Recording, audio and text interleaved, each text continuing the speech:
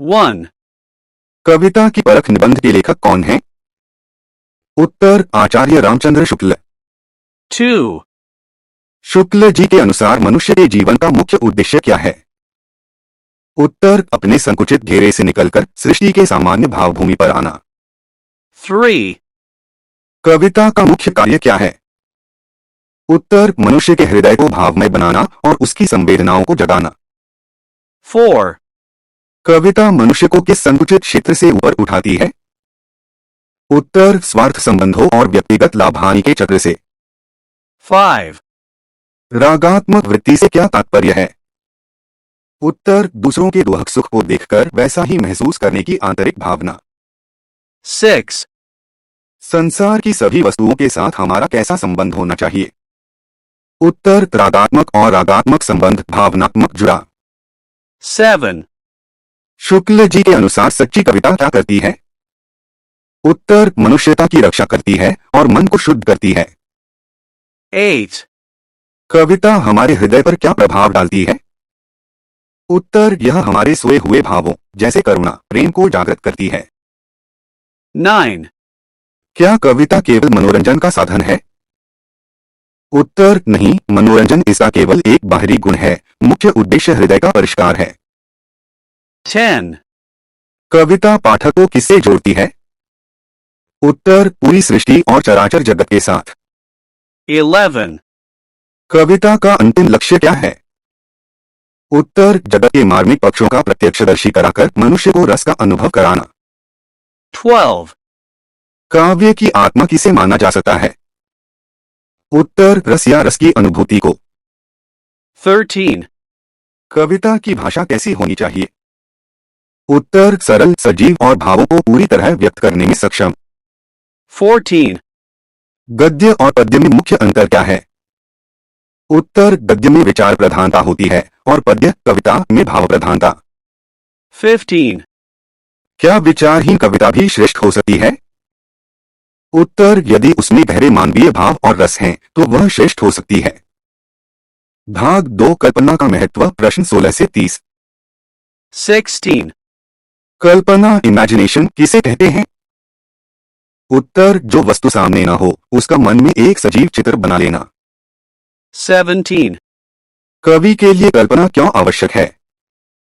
उत्तर बिना कल्पना के कवि अदृश्य भावों और दृश्यों को शब्दों में नहीं ढाल सकता। 18, कल्पना का मुख्य कार्य क्या है? उत्तर मानसिक बिंब इमेज या चित्र का निर्माण करना।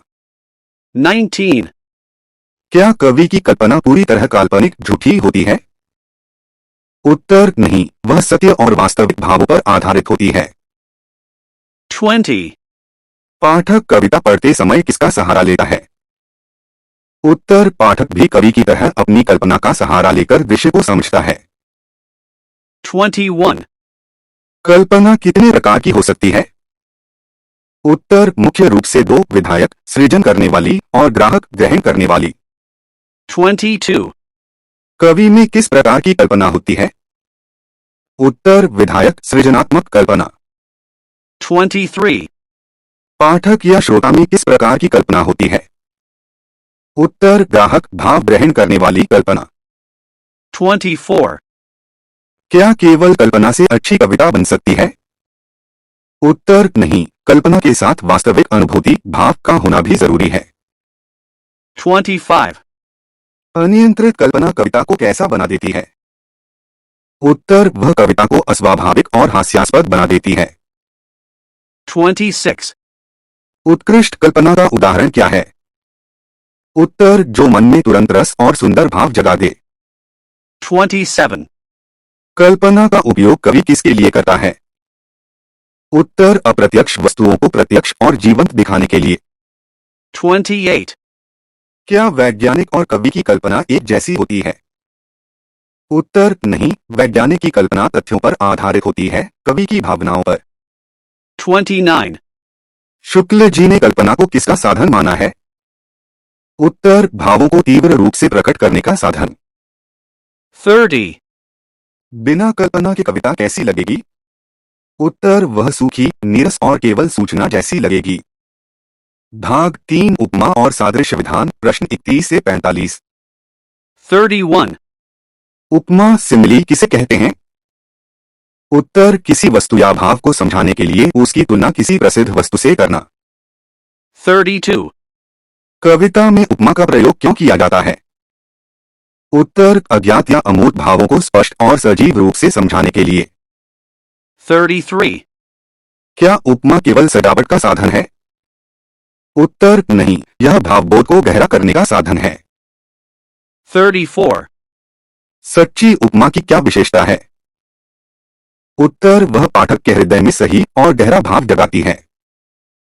35. आंखों के लिए कौन सी प्रसिद्ध उपमाएं दी जाती हैं? उत्तर, मीन मछली, खंजन पक्षी और कमल। 36. आंख की तुलना मीन मछली से क्यों की जाती है? उत्तर, आंखों की चंचलता और सुंदर बनावट को दर्शाने के लिए। 37. खंजन पक्षी की उपमा आंखों को क्या प्रदान करती है? उत्तर, आंखों की तीव्र गतिशीलता और चपलता। 38. आंखों को कमल के समान क्यों कहा जाता है? उत्तर, आंखों की कोमलता, निश्चलता, विशालता और सुंदरता दिखाने के लिए। 39. मानो ऊंट की पीठ पर घंटा रखा है, यह कैसी उक्ति है? उत्तर, यह एक अनगर और हास्यास्पद तुलना का उदाहरण है। 40. ऊंट की पीठ वाले उदाहरण से लेखक क्या समझाना चाहते हैं? उत्तर, कि केवल बाहरी आकार मिलने से कोई तुलना सुंदर या काव्य में नहीं हो जाती। 41. दोषपूर्ण उपमा का पाठक पर क्या असर होता है? उत्तर, पाठक का ध्यान मूल भाव से हट जाता है और हंसी आती है। 42. उपमा के लिए किन दो तत्वों में समय समानता होना जरूरी है? उत्तर, उपमेय जिसकी तुलना हो और उपमान जिससे तुलना हो। 43. क्या केवल रूपरंग के आधार पर दी गई उपमा श्रेष्ठ होती है? उत्तर, नहीं, प्रभाव और गुण के आधार पर दी गई उपमा अधिक श्रेष्ठ होती है। 44. सादृश्य विधान का क्या अर्थ है? उत्तर, दो अलग अलग वस्तुओं में समानता ढूंढकर उन्हें प्रस्तुत करना। 45. अच्छी उपमा का चुनाव कवि कैसे करता है? उत्तर, अपनी गहरी सूक्ष्म दृष्टि और संवेदनशीलता के बल पर। भाग 4 भाव व्यंजना और उदाहरण प्रश्न 46 से 65। 46. तुलसीदास जी की कौन सी चौपाई पाठ में उदाहरण स्वरूप दी गई है? उत्तर, जो जनत्यो बन बंधु बिछो हूं, पिता वचन मनतेव नहीं ओहूं। 47. इस चौपाई में बंधु शब्द किसके लिए आया है? उत्तर, लक्ष्मण जी के लिए। 48. लक्ष्मण के मूर्छित होने पर राम क्या विलाप करते हैं? उत्तर, कि यदि उन्हें भाई के बिछड़ने का पता होता तो वे वन नहीं आते। 49. श्री राम का यह कथन क्या दर्शाता है? उत्तर, उनका तीव्र भ्रातृप्रेम, भाई के प्रति गहरा प्यार और स्वाभाविक मानवीय दुहक। 50. इस उदाहरण से लेखक ने क्या सिद्ध किया है? उत्तर, कि सच्ची कविता में पात्रों के स्वाभाविक और सच्चे मानवीय भाव प्रकट होते हैं। 51. क्या राम का यह कथन उनके आदर्शवादी रूप के खिलाफ है? उत्तर, नहीं, यह चरम दुहक में उनके सच्चे और कोमल हृदय को प्रकट करता है। 52. वाणी का मनुष्य के जीवन में क्या महत्व है? उत्तर, यह मनुष्य के आंतरिक भावों को पूरी तरह व्यक्त करने का सबसे बड़ा माध्यम है। 53. क्या चेहरे के हाव भाव से भावों की पूर्ण व्यंजना हो सकती है? उत्तर, नहीं, शारीरिक चेष्टाओं से आंशिक भाव ही प्रकट होते हैं, पूर्ण नहीं। 54. पूर्ण रूप से व्यंजना का क्या अर्थ है?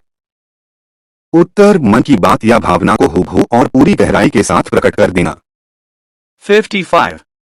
वाणी के माध्यम से भावों को पूर्ण रूप से कौन प्रकट करता है? उत्तर, एक कुशल कवि अपनी कविता के माध्यम से। 56. कविता की परख किस आधार पर की जानी चाहिए? उत्तर, इस आधार पर कि वह हमारे हृदय को कितना प्रभावित और परिष्कृत करती है। 57. क्या केवल कठिन शब्दों का प्रयोग करने से कविता अच्छी बनती है? उत्तर, नहीं, कठिन शब्द कविता को बोझिल बना देते हैं, महत्ता भावों की होती है। 58. हृदय की मुक्तावस्था से शुक्ल जी का क्या तात्पर्य है? उत्तर, जब मनुष्य का हृदय व्यक्तिगत स्वार्थों से मुक्त होकर पूरी सृष्टि के कल्याण को सोचता है। 59. कविता मनुष्य के मन को कैसा बनाती है? उत्तर उदार, संवेदनशील और करुणामयी। 60, जिस कविता को पढ़कर कोई भाव न जगे उसे क्या कहेंगे? उत्तर उसे केवल तुकांत, शब्दजाल या निष्प्राण रचना कहेंगे। 61, शुक्ल जी के अनुसार गद्य और पद्य में से किसे अधिक साधना की आवश्यकता है? उत्तर पद्य कविता को, क्योंकि इसमें कम शब्दों में गहरी भावना व्यक्त करनी होती है। 62, कविता का आनंद कौन ले सकता है? उत्तर सहृदय पाठक, जिसके भीतर संवेदनाएं जीवित हों। 63, क्या कविता का संबंध केवल अतीत से है? उत्तर नहीं, कविता शाश्वत होती है। इसका संबंध भूत, वर्तमान और भविष्य तीनों से है। 64, कविता की परख निबंध का मूल संदेश क्या है? उत्तर कविता के वास्तविक सौंदर्य और उसके मानवीय मूल्यों को पहचानना। 65, रामचंद्र शुक्ल जी के अनुसार कविता की अंतिम कसौटी क्या है? उत्तर लोक कल्याण, सबका भला और हृदय का उदात्तीकरण।